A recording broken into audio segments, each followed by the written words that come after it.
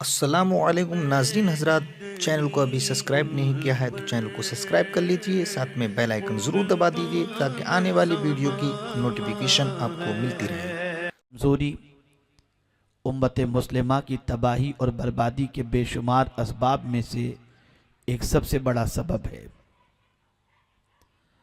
Shark से लेकर गर्ब और शुमाल से लेकर जुनूब तक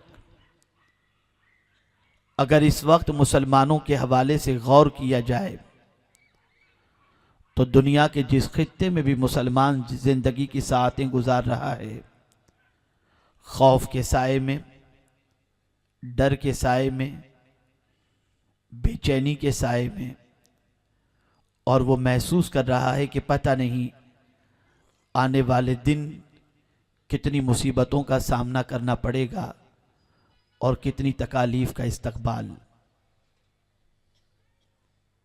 मेरे प्यारे आका सल्लल्लाहु ताला अलैहि वसल्लम के प्यारे दीवानों, इस तसव्वुर ने न जाने इंसान को कितनी दहलीज पर झुका दिया और न जाने कितनों के सामने कासे गदाई लेकर भीख मांगने पर मजबूर किया। लेकिन आप देखें जिस तरीके से आज डराया जा रहा है, दुनिया के मुख्तलिफ मुल्कों के अंदर प्रेशर डाला जा रहा है, सेम इसी तरीके से आकाए करीम रऊफ़ रहीम अलैहि तहियत व तस्लीम के दौरे पाक में, सहाबा के दौरे पाक में, ताबईन और तबे ताबईन के दौरे पाक में इसी तरीके से खौफ, डर और परेशानियों से मुताल्लिक गुफ्तगू करके लोगों को डराया जाता था।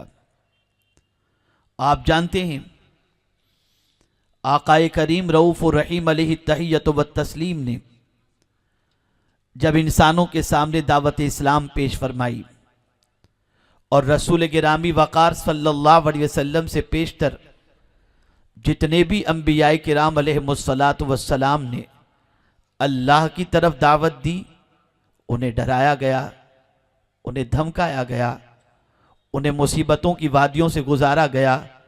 लेकिन कुर्बान जाइए, अंबिया हों, आकाए करीम हों, या सहाबा हों, या ताबईन हों, या तबे ताबईन हों, या गौसुस सकलैन हों, या ख्वाजे आज़म हों, खुदा की कसम वो अपने दिल के अंदर किसी इंसान का खौफ कभी आने ही नहीं दिए, बल्कि उनकी ज़िंदगी का उठने वाला हर कदम अल्लाह की रहमत के साए में नजर आता हुआ दिखाई देता है।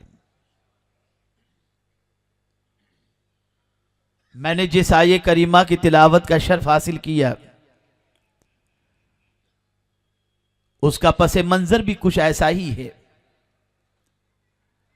आकाए करीम रऊफ़ रहीम अलैहि तहियत व तस्लीम को जब रसूल आज़म सल्लल्लाहु अलैहि वसल्लम ने दुनिया के इंसानों के सामने इस्लाम की दावत पेश की, भलाई की दावत पेश की, अच्छाई की दावत पेश की, क़ुर्ब खुदा की दौलत से माला माल होने की दावत पेश की, कुरान की तरफ आने की दावत पेश की, जन्नत का मुसाफिर बनने की दावत पेश की, दोज़ख से बचने के हवाले से जिद्दोजहद करने की दावत पेश की, आखिरत की कामयाबी की दावत पेश की, तो मेरे आका सल्लल्लाहु अलैहि वसल्लम को भी डराया गया।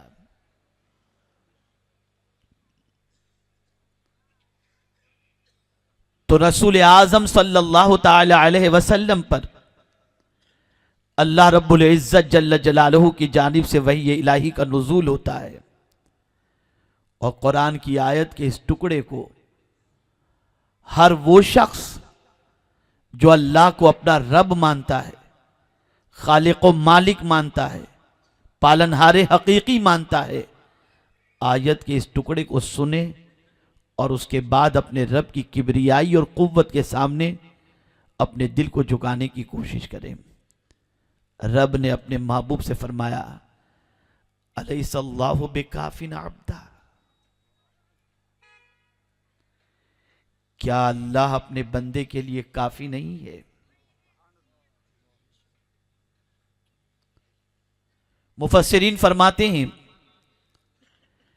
कि आब्द से मुराद यहां पर ज़ात रिसालत माब सल्लल्लाहु अलैहि वसल्लम है और इसको इस तरीके से भी पढ़ा गया है, अलैहिस्सल्लाहु बिकाफिन इबादा, क्या अल्लाह अपने बंदों के लिए काफी नहीं है? मेरे प्यारे आका सल्लल्लाहु ताला अलैहि वसल्लम के प्यारे दीवानों,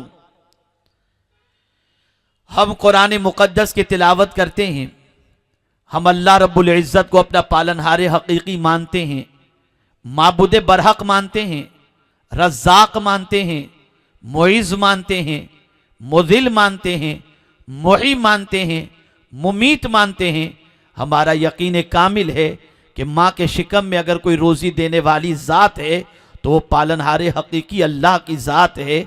और इसी तरीके से जिंदों को मुर्दा करने वाला और मुर्दों को हयात नौ देने वाली अगर कोई ज़ात है तो वो पालनहारे हकीकी रब्बे कदीर की ज़ात है।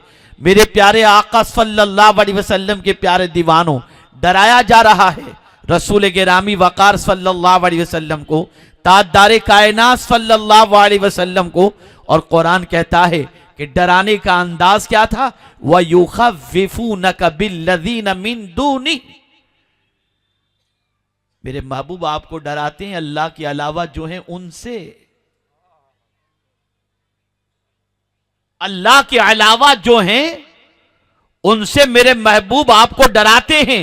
लेकिन यह तस्करा बाद में किया और अलैहिस्सल्लाहु बिकाफिन अब्दा का तस्करा पहले करके मेरे करीम ने फरमा दिया, इन डराने वालों के डर का शिकार होने की जरूरत नहीं, जब तुम्हारा रब अल्लाह है तो वही तुम्हारे लिए काफी है। मेरे प्यारे आका सल्लल्लाहु ताला अलैहि वसल्लम के प्यारे दीवानों, रसूल गिरामी वकार सल्लल्लाहु ताला अलैहि वसल्लम, सहाबाए किराम अलैहिमुर रिदवान, ताबईन किराम अलैहिमुर रिदवान तौहीद का जाम इस तरीके से पिए हुए थे, अल्लाह की मोहब्बत में इतने सरशार थे कि कभी बातिल का खौफ उनके दामन से वाबस्ता न हुआ, कभी उनकी जिंदगी के अंदर किसी बातिल कुव्वत के सिलसिले में कोई डर कभी पैदा नहीं हुआ। इसीलिए कुरान मुकद्दस ने वाज़े लफ्जों में फरमाया है, फला तखाफूहुम वखाफूनी इन कुंतुम मुमिनीन, उनसे न डरो मुझसे डरो अगर तुम मोमिन हो। मेरे प्यारे आका सल्लल्लाहु अलैहि वसल्लम के प्यारे दीवानों, मुसलमान जलील न होता, मुसलमान बाजारों में न बिकता, मुसलमान रुसवा न होता, मुसलमान की आबरू पर हाथ न डाला जाता, मुसलमान दरियुज़ागिरी न करता अगर मुसलमान बातिल कुव्वतों के खौफ से, बातिल कुव्वतों के डर से अपनी जिंदगी और अपनी रविश को कानून इलाही और कानून रसूल के खिलाफ चलाता नजर न आता। अगर मुसलमान सबसे डरने की बजाय खुदा से डरता तो दुनिया में भी इज्जत मिलती और आखिरत में भी उसे इज्जत मिला करती। कुरान कहता है न डरो, मत डरो किसी से, इसलिए कि किसी के कब्जे में कुछ नहीं और मेरे करीम के कब्जे में सब कुछ है। वो जिंदगी देना चाहे तो कोई मार नहीं सकता और वो मारना चाहे तो कोई जिंदगी नहीं दे सकता।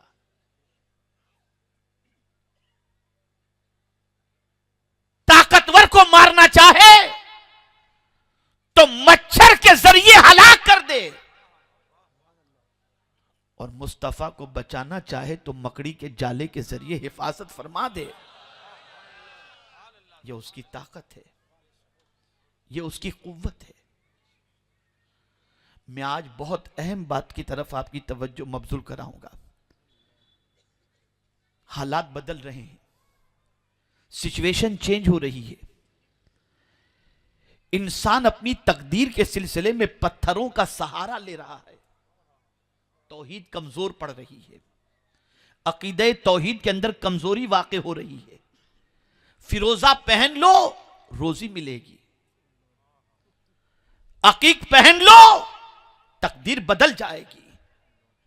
अब पूजा ही बाकी रह गई।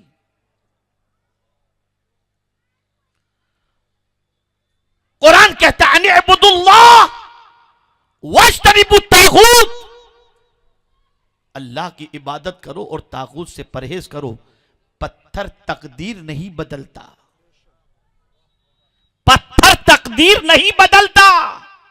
हां, फिजिकल अगर कोई प्रॉब्लम है तो बास पत्थर ऐसे हैं जो जिस्मानी बीमारी के इलाज का सबब बनते हैं, बाज मिट्टी ऐसी है जो जिस्मानी बीमारी का इलाज बनती है। जैसे मुस्तफा के कदमों से मदीने की खाक वाबस्ता हो गई। अब इस खाक की शान ये है, इसे लगाओ, इसका इस्तेमाल करो, बीमारी से अल्लाह शिफा अता फरमा देगा। तकदीर पत्थर नहीं बदलता। मैं आज करेक्शन करूंगा, सोच दुरुस्त करो, अकीदा दुरुस्त करो।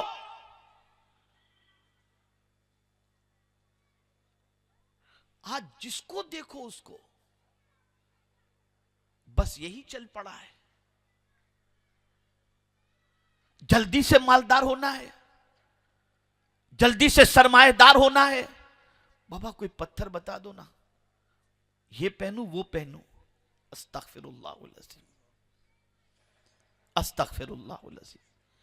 क्या सैयदना फारूक आजम रज़ी अल्लाह तआला अन्हु का वो कौल जो हजरे अस्वद के मुतालिक उन्होंने फरमाया जो जन्नत का पत्थर है, क्या वो याद नहीं?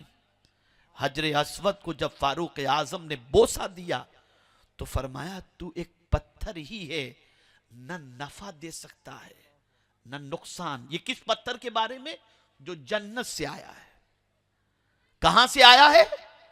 जन्नत से। फरमाते हैं कि तू न नफा दे सकता है न नुकसान, मैं सिर्फ तुझे इसलिए चूमता हूं कि मेरे मुस्तफा को चूमते देखा था।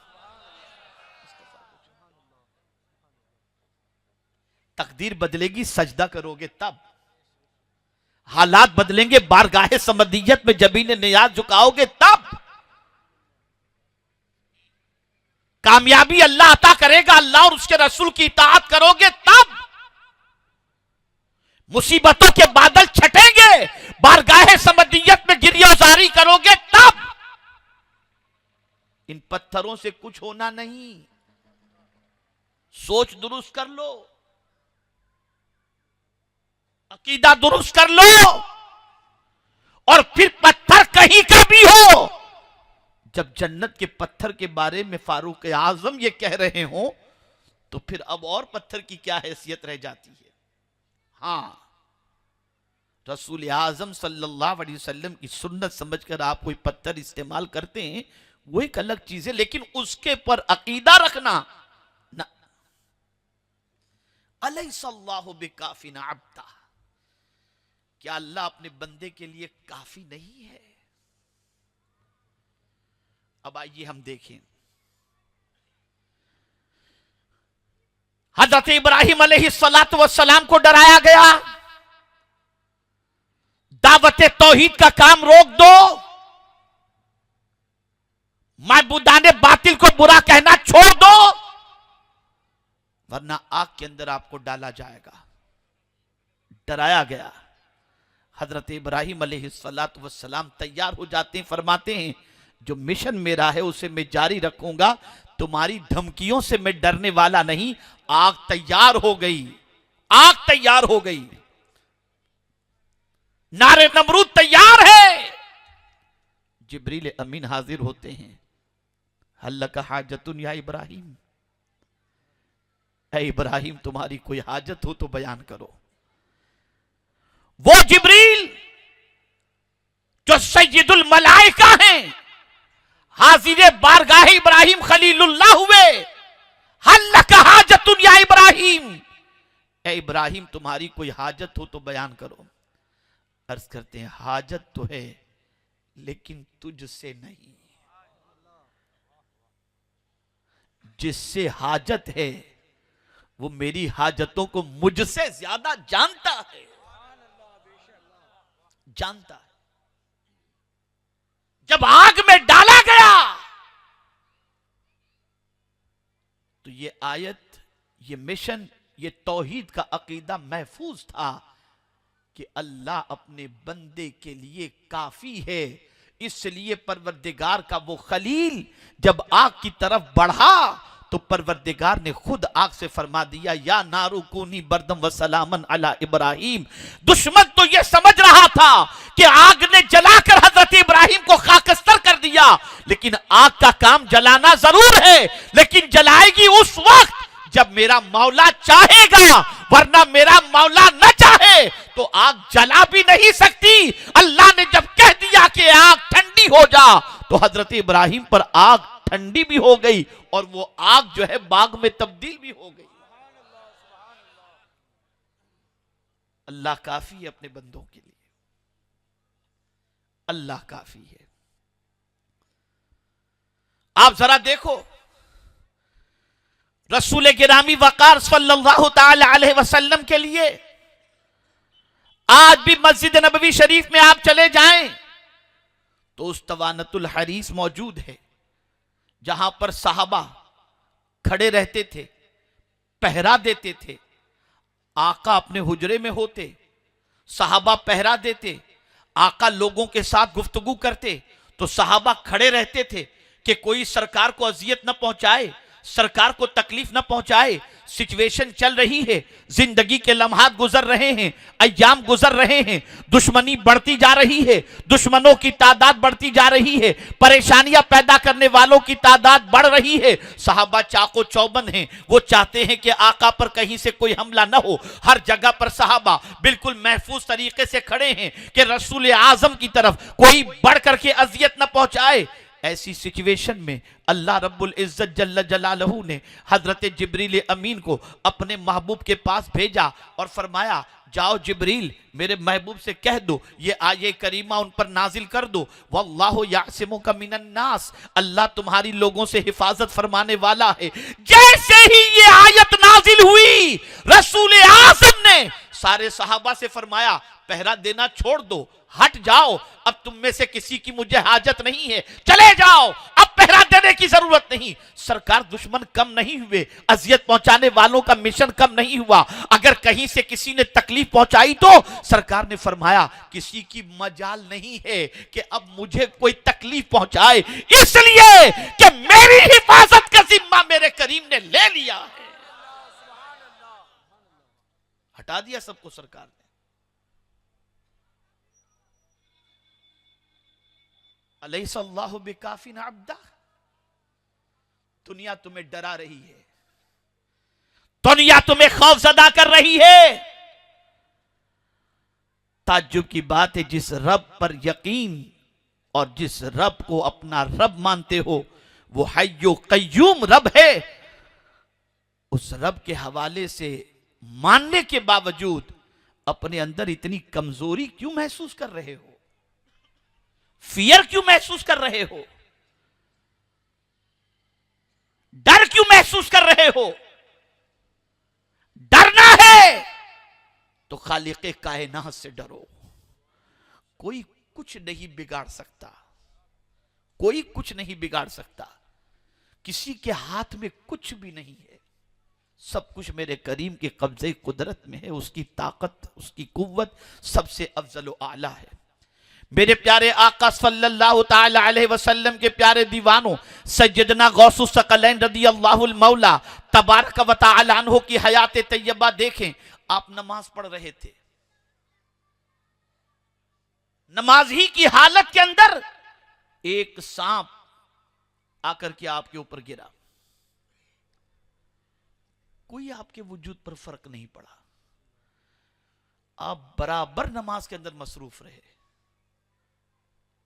सांप ने देखा कि कोई असर नहीं हो रहा तो उसने हरकत की, पहले गिरा ताकि गौसे पाक की नजर पड़े और डर जाएं, नहीं डरे गौसे पाक, तो सांप ने हरकत शुरू की, फिर भी नहीं डरे गौसे पाक, सांप गिरेबान के अंदर घुस गया, फिर भी गौसे पाक नहीं डरे। उसके बाद वो सांप निकल के चला गया। सैयदना गौसे पाक रदी अल्लाह तआला अन्हु ने नमाज आराम से मुकम्मल फरमा ली। तकमील नमाज के बाद वो सांप हाजिर हुआ, अर्ज करता है, शेख अब्दुल कादिर, आपसे पहले बहुत सौ को मैंने डराया, वो डर गए, लेकिन आप न डरे, और आपके न डरने की वजह वही जामिद मोहब्बत इलाही है जो अल्लाह की मोहब्बत का जाम आपने पी लिया है, जिसकी वजह से आपके दिल से सबका खौफ निकल चुका है और आपके दिल के अंदर सिर्फ अल्लाह का खौफ है। और सुनो, सैयदना गौसे पाक ने जामे मोहब्बत इलाही इस तरीके से पी लिया था और अपने रब से ताल्लुक इतना मजबूत था कि ऐलान करते हैं, मुरीदी ला तखफ अल्लाह रब्बी, मेरे मुरीद तुझे डरने की जरूरत नहीं, अल्लाह मेरा रब है। मैं अगर जिद करूं तो मेरा मौला मेरी जिद पूरी कर देता है, मैं न खाऊं तो मेरा मौला मुझे खिलाता है। इसलिए आला हजरत कहते हैं, कसमें दे दे के खिलाता है पिलाता है तुझे, प्यारा अल्लाह तेरा चाहने वाला तेरा।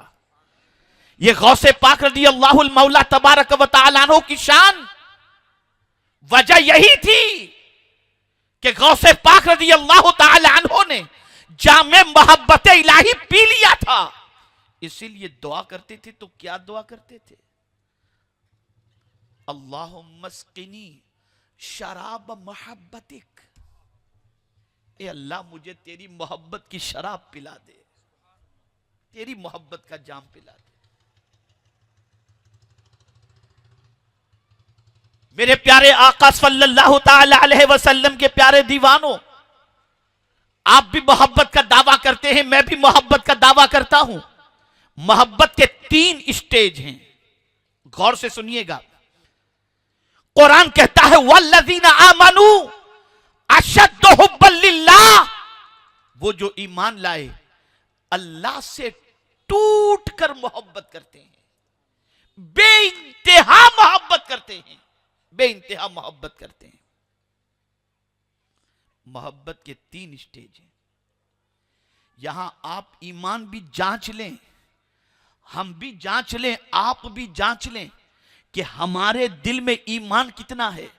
इसलिए कि कुरान ने कंडीशन रखी, जो ईमान वाला होगा वो अल्लाह से टूट कर मोहब्बत करेगा, बेइंतहा मोहब्बत। मोहब्बत के 3 स्टेज हैं। एक मोहब्बत आप देखें टेम्पररी होती है, जैसे खाने से मोहब्बत, भूख लगी है, खाना आ गया या खाना मंगवाया तो खाने से टेम्पररी मोहब्बत, खाए थोड़ी देर लज्जत रही फिर वो खत्म। अब पेट जब भर गया उसके बाद कोई ला करके 1000 कीमती चीज रख दे, अब पेट खराब हो जाएगा, मेरी तबीयत बिगड़ जाएगी, नहीं खाना। ये टेम्पररी मोहब्बत, ये लम्हाती मोहब्बत। एक मोहब्बत तो ये है। दूसरी मोहब्बत औलाद से, माल से दिन ब दिन बढ़ती चली जाती है और इंसान हल में मस्जिद का नारा बुलंद करता चला जाता है। ये मोहब्बत किसी हद तक लंबी रहती है, लेकिन ये मोहब्बत भी दम तोड़ देती है उस वक्त जब बच्चा नाफरमान हो जाए, जब बच्चा घर छोड़ के चला जाए, जब बच्चा अजियत पहुंचाए, जब बच्चा परेशानी पैदा करे तो मोहब्बत थोड़ी सी कमजोर हो जाती है। इसी तरीके से मेरे प्यारे आका सल्लल्लाहु अलैहि वसल्लम के प्यारे दीवानों, ये मोहब्बत टेम्पररी रहती है, बहुत ज्यादा दिनों तक की मोहब्बत ये नहीं रहती। लेकिन एक मोहब्बत है दायमी, परमानेंट मोहब्बत, वो टेम्पररी मोहब्बत नहीं। कुरान रब से वो मोहब्बत चाहता है जो टेम्पररी न हो, परमानेंट हो।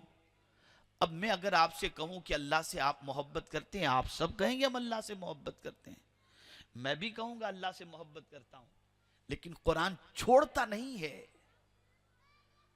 कुरान उस मोहब्बत की कैफियत और उसकी अमली तफसीर को कुरान के जरिए बयान करता है कि ए दावे मोहब्बत करने वाले, तू अपनी जान से ज्यादा खुदा से मोहब्बत करता है, तू अपनी औलाद से ज्यादा खुदा से मोहब्बत करता है, तू अपने माल से ज्यादा खुदा से मोहब्बत करता है। अगर तू मोहब्बत करता है तो तेरी जिंदगी के आमाल देख, वरना आज तुझे हम कुरान के जरिए मोहब्बत इलाही के आमाल को दिखाते हैं कि मोहब्बत इलाही में सरशार जो होते हैं उनके आमाल क्या हैं। तो जानते हैं, खातून जन्नत का अमल कुरान ने जिक्र किया। वयुतइमून ताम अला हुब्बिही मिस्कीना व यतीमा व असीरा। भूखे थे, रोजे से थे, लेकिन मांगने वाले ने जब कहा अल्लाह के नाम पर दे दो, तो खुद भूखे रहकर कुरान कहता है कि अल्लाह की मोहब्बत के अंदर उन्होंने अपना लुटा दिया, यतीम को भी दिया, असीर को भी दिया, मिस्कीन को भी दिया, और वाज़ेह कर दिया कि माल से ज्यादा, औलाद से ज्यादा, औलाद भी भूखी मौजूद है, माल की जरूरत है, पेट की जरूरत है, आग लगी है आप पेट के अंदर भूख की, लेकिन कुर्बान जाइए, उन्होंने मांगने वाले को देखा कि मांगने वाला मांग रहा है तो अल्लाह के नाम पर मांग रहा है, सबूत पेश कर दिया और बच्चों को भूखा रखा, खुद भूखे रह गए और अपने रब की मोहब्बत के अंदर उन्होंने इस भूखों को खाना खिला दिया। यह है अमली तफसीर। लन तनालुल बिर हत्ता तुनफिकू मिम्मा तुहिब्बून।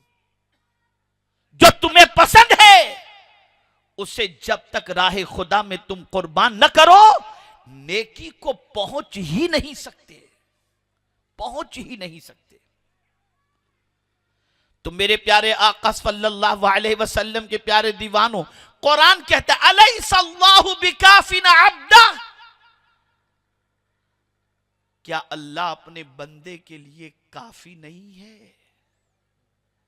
वो काफी नहीं है, वो काफी है, वो काफी। इसीलिए हुजूर से पूछा गया कि हुजूर आप रब से कितनी मोहब्बत करते हैं? और मैं समझता हूं कि इस एक आयत के जरिए हुजूर सल्लल्लाहु अलैहि वसल्लम ने मोहब्बत इलाही का वो नक्शा खींचा है कि हर कोई इस नक्शे के अंदर और इस आईने के अंदर अपनी नीयत को देख सकता है। पूछा गया आप रब से कितनी मोहब्बत करते हैं? मेरे महबूब आप ही बता दो। तो सरकार ने फरमाया, जब कुरान ने कहा कुल, मेरे महबूब कह दे इन्ना सलाती व नुसुकी व महयाया व ममाती लिल्लाहि रब्बिल आलमीन। मेरे महबूब बता दो, फरमा दो आप कि बेशक मेरी नमाज, मेरी कुर्बानी, और इसके बाद हुजूर ने कह करके कि मेरी जिंदगी और मेरी मौत, ये सब कुछ अल्लाह रब्बुल आलमीन के लिए है। जीना भी अल्लाह के लिए और मरना भी अल्लाह के लिए, नमाज भी अल्लाह के लिए और कुर्बानी भी अल्लाह के लिए। ये सरकार की कैफियत थी। मैं नहीं जानता हमारे सारे नेकी के काम किसके लिए हम करते हैं, मैं नहीं जानता। इसलिए कि बलिल इंसान अला नफ्सिही बसीरा, हर जान देख रही है वो जो कुछ कर रहा है बंदा, बंदे से ज्यादा बंदे की नीयत के बारे में अल्लाह के अलावा कौन जानता है। सहाबाए किराम अलैहिमुर रिदवान, आकाए करीम रऊफ और रहीम अलैहि तहियत व तस्लीम, ताबईन किराम अलैहिमुर रिदवान अल्लाह को इस तरीके से मानते थे कि अल्लाह ही की मानते भी थे। और आज हम ये कहते हैं अल्लाह हमारा रब, उसकी एक नहीं मानते। तो कुरान ने कहा ए दावे मोहब्बत इलाही करने वाले, ए खुदा को अपना रब मानने का दावा करने वाले, उसकी नहीं सुनता। अगर मेरे महबूब मैं तुम्हें दिखा दूं कि इन्होंने किसको माबूद बनाया है, तो कुरान कहते हैं अराअयत मनी तखज़ इलाहहु हवा। क्या मेरे महबूब आपने देखा उन लोगों को जिन्होंने अपने नफ्स को और अपनी ख्वाहिश को माबूद बना लिया? जो नफ्स कहता है वो करते हैं, जो तबीयत कहती है वो करते हैं, जो ख्वाहिश कहती है वो करते हैं। मेरे प्यारे आका सल्लल्लाहु ताला अलैहि वसल्लम के प्यारे दीवानों, यहां से ये बात वाज़े हो गई कि अल्लाह अज़्ज़ व जल्ल को रब मानने के बाद अल्लाह की इताअत जरूरी है, अल्लाह के रसूल सल्लल्लाहु अलैहि वसल्लम की इताअत जरूरी है। अब आइए थोड़ा समझते चलें। हजरत बायजीद बुस्तामी अलैहि रहमा ने जामे मोहब्बत इलाही किस तरीके से पी लिया था कि जब बायजीद बुस्तामी अलैहिर्रहमा से पूछा गया कि आपकी उम्र कितनी है, तो हजरत बायजीद बुस्तामी अलैहिर्रहमा फरमाते हैं 5 साल थे, 75 साल के। जवाब में कहते हैं 5 साल। पूछा गया बायजीद, औलिया का गिरोह मौजूद था, वो समझ गए कि कोई राज की बात होगी, कोई असरार, कोई रुमूज होंगे इसमें। तो पूछा बायजीद, आपने ये जो कहा कि आपकी उम्र 5 साल की, तो जरा इसकी वजह भी तो बताओ। इरशाद फरमाते हैं 70 साल तक मैं खुदा को तलाश करता रहा, 70 साल तक मैं खुदा को तलाश करता रहा, लेकिन हर जगह खुद ही को पाया। और 5 साल से खुद को तलाश करता हूं, हर जगह खुदा ही को पाता हूं, हर जगह खुदा ही को पाता हूं। जब मैंने खुदा को पा लिया तो मैं समझता हूं यही मेरी उम्र 5 साल जो है, यही सबसे अहम उम्र है और यही कुल उम्र है। ए रसूल आजम सल्लल्लाहु ताला अलैहि वसल्लम के प्यारे दीवानों, मौला अली कर्रमल्लाहु ताला वजहुल करीम की दुआ सुनो।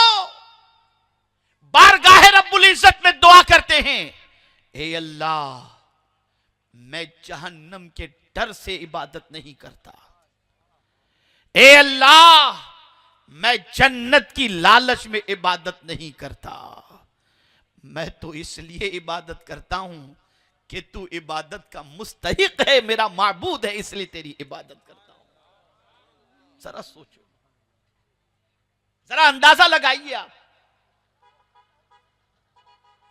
मेरे प्यारे आका सल्लल्लाहु ताला अलैहि वसल्लम के प्यारे दीवानों, हो सकता है तौहीद के बारे में ये सुनने के बाद, अलैहिस्सलाहु बिकाफिन अब्दा के बारे में सुनने के बाद बंदे के जहन में ये ख्याल पैदा हो कि क्या हुजूर की जरूरत नहीं, क्या औलिया की जरूरत नहीं। तो अब आइए थोड़ा सा उसकी तरफ लाऊं और फिर गौसे पाक की वसीयत की तरफ लाऊं। याद रखो, अगर कोई इंसान बराहे रास्त अपनी मर्जी से खुदा की तलाश के लिए निकले, नहीं पा सकता, नहीं पा सकता। दलील देता हूं। सबसे पहले आलमे अरवाह के अंदर इंसान भी पैदा नहीं हुआ था, सारी रूहों को रब्बे कदीर ने जमा किया और पूछा अलस्तु बिरब्बिकुम, क्या मैं तुम्हारा रब नहीं? तो सबसे पहले हुजूर की रूह ने जवाब दिया बला, यकीनन तू हमारा रब है। तो चूंकि हुजूर की जबान से लफ्ज़े बा, बला के अंदर बा का लफ्ज पहले है, ये अदा हुआ, तो अल्लाह ने बिस्मिल्लाहिर्रहमानिर्रहीम के लिए भी बाही का लफ्ज मुंतखब फरमाया, ताकि कुरान पढ़ने वाला जब कुरान पढ़े तो बिस्मिल्लाह से पढ़े, ताकि वो बा के जलवे इसे नजर आ जाए। तो सरकार ने फरमाया बला। सरकार की पैरवी करते हुए सब ने बला कहा, सब ने बला कहा। तवज्जो चाहूंगा। अब वो इंसान, वो रूहें जो आलमे अरवा में अल्लाह अज़्ज़ व जल्ल के बारे में ये कही थी कि यकीनन तू हमारा रब है, जब इंसानी शक्ल के अंदर, इंसानी जिस्म के अंदर उन रूहों को मुंतकिल किया गया, तो अब वो इंसान तलाश में निकला कि जिसे हमने रब कहा था वो है कहां, वो कौन है। हर मजहब के मानने वाले अपने अपने अंदाज से निकले। किसी ने पहाड़ को देखा तो अपनी मर्जी से, तवज्जो चाहूंगा, अपनी मर्जी से डिसीजन लिया, इतना बड़ा पहाड़ हो सकता है यही रब हो, उसकी इबादत शुरू कर दी। किसी ने समंदर की मौजें देखी तो सोचा यही माबूद होगा, उसकी पूजा शुरू कर दी। किसी ने सूरज को देखा, इतनी दूर से रोशनी दे रहा है, हमने जो बला कहा था हो सकता है यही रब हो, सूरज की पूजा शुरू कर दी। अब तवज्जो चाहूंगा। आप जरा सोचो, पहाड़ को देखकर पूजा करने वाले जब पहाड़ की पूजा किए तो अल्लाह ने लोहा पैदा फरमाया। लोहा पहाड़ को तोड़ देता है, लोहा पहाड़ को तोड़ देता है। तो लोगों ने सोचा लोहा ताकतवर, तो लोहे को आग पिघला देती है। लोगों ने सोचा आग ताकतवर, आग को पानी ठंडा कर देती है। लोगों ने समझा पानी ताकतवर। अब चांद की शुआएं, चांद की रोशनी जब पानी पर गिरती है तो पानी उछलता है। सूरज की किरणें जब पानी के अंदर समंदर में पहुंचती हैं तो सूरज की किरणों की वजह से ज्वार भाटा, सूरज की किरणों की वजह से मौजें उठने लगती हैं। तो लोगों ने सोचा सूरज ताकतवर, चांद ताकतवर। परवरदिगार ने अपने महबूब को ताकत अता फरमाई। उंगली का इशारा किया, चांद के दो टुकड़े हो गए। सूरज को इशारा किया, डूबा हुआ सूरज पलट आया। तो लोगों ने कहा जिसकी ताकत का ये आलम हो कि सूरज को इशारे से पलटा दें, चांद को दो टुकड़े कर दें, यही खुदा होंगे। हुजूर ने फरमाया नहीं, अब मैं जिसको मानता हूं तुम भी उसी को मानो। जब मेरी उंगली की ताकत का ये आलम है तो जिसने मुझे पैदा किया उस खालिक की ताकत का आलम क्या होगा।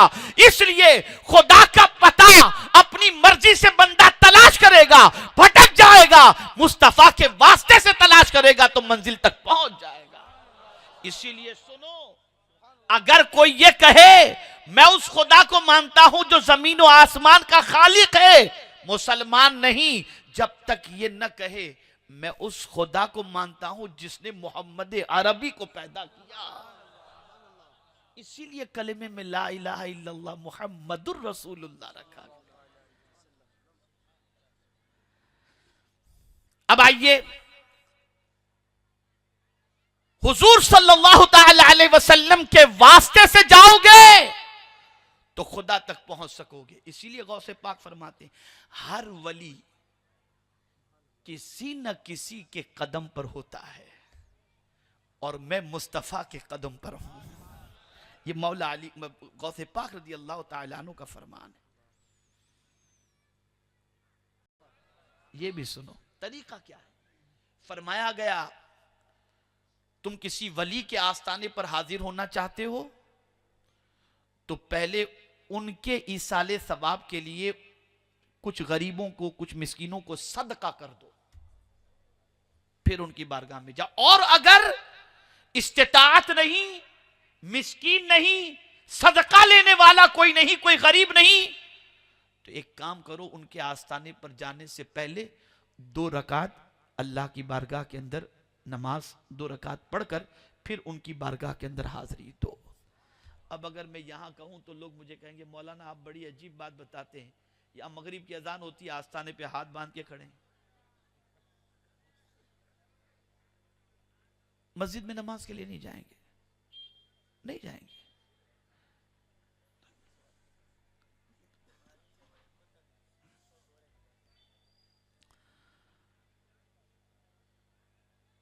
तो आप जरा सोचो, जो अल्लाह के वली को पसंद था तुम उसे छोड़ करके उनकी बारगाह में खड़े हो। जब उनकी सवाने बयान करते हो तो कहते हो कि 40 साल तक ईशा के वजू से फजर की नमाज उन्होंने नहीं छोड़ी और नमाज अदा की, और मगरिब की नमाज का वक्त आया तो उसी वक्त की नमाज का वजू। मैं कहता हूं अगर तीसरी वसीयत से लेट भी क्यों करूं, इसलिए कि हुजूर ने फरमाया जल्दी करो, ना दुआ करो 3 तक तो पहुंच गया हूं, 5 तक पहुंच जाऊं। ये हाल है। इंग्लिश सीख लिए, मोबाइल चलाना सीख लिए, इंटरनेट सीख लिए, नहीं सीखे तो कुरान नहीं सीखे, उन्हें के बाद ही मिलेगी, उनकी मोहब्बत की बुनियाद मिलेगी। इसीलिए मेरे गौस से जो करीब हुआ वो खुदा से करीब हो गया। अब यहां एक बात और अर्ज कर दूं, जानते हो ना, कभी हुजूर की पसंद की भी मांग लिया करो, वो भी मांग लिया करो। जब उनकी पसंद की मांगोगे करीब हो जाओ, उनके सदके में अल्लाह तुमको अपने करीब कर देगा। तीसरी चीज, अल्लाह से उम्मीद रखो, उससे उम्मीद रखो। और वो मैं एक मिसाल देता हूं, आप किसी की अगर आप उसे कह दें कि भाई देखो मैं तो आप पर छोड़ दिया, जो लेना, मुझे भरोसा है आप पर, मुझे आप पर भरोसा है, जो लेना हो आप ले लेना, मुझे उम्मीद है कि आप मुझे धोखा नहीं दोगे, तो वो बंदा दूसरे को 35 में देता होगा, आपको 30 में देगा कि मैं इसके भरोसे की लाज रख लूं। अरे इतना तो सोचो, इंसान पर भरोसा कर लो तो वो तुम्हारे भरोसे को ठेस नहीं पहुंचाता, वो तो कादिर मुतलक है, वो तो कादिर मुतलक। बढ़ो उसकी तरफ, बढ़ो उसकी तरफ, दौड़ो उसकी तरफ, बढ़ो। कुछ लोग कहते हैं मौलाना कैसे दीन का काम करें, बड़ा टेंशन है, बड़ी परेशानी है, हमें ये नहीं आता वो नहीं। मैं कहता हूं यार इतना तो सोचो, इतना तो सोचो, एक नन्हा सा बच्चा, छोटा सा, जो अभी रेंगता है, मां चाहती है ये चले, बाप चाहता है ये चले, जब उसके पैर थोड़े मजबूत हो जाते हैं, खड़े रहने के लायक होता है, तो मुझे बताइए जब पहली बार आपका बच्चा चलने के लिए कदम उठाता है तो आप उसे छोड़ देते हो ऐसे ही? आप ऐसे हाथ फैलाते हो, उसे अपनी तरफ बुलाते हो, कभी उंगली पकड़ के चलाते हो, कभी हाथ फैलाकर बुलाते हो, वो एक कदम चलता है, जैसे गिरने जाता है आप पकड़ लेते हो। पता चला बच्चा कदम बढ़ाए, मां गिरने नहीं देती, बाप गिरने नहीं देता, तुम कदम बढ़ाओ अल्लाह की तरफ, खुदा की रहमत गिरने नहीं देगी, नहीं गिरने देगी। हालात खराब हो चुके हैं, बदतर हो चुके हैं। अगर आज मुआशरे के सुधार के लिए तुमने जिद्दोजहद नहीं की तो आने वाला दिन बड़ा खतरनाक होगा, बड़े भयानक होंगे। अल्लाह रब्बुल इज्जत जल्ल जलालहू आकाए करीम रऊफ़ुर रहीम अलैहि तहियतु व तस्लीम के सदक़ो तुफ़ैल मुझे आपको सबको अल्लाह और उसके रसूल के इरशाद पर अमल की तौफीक नसीब फरमाए।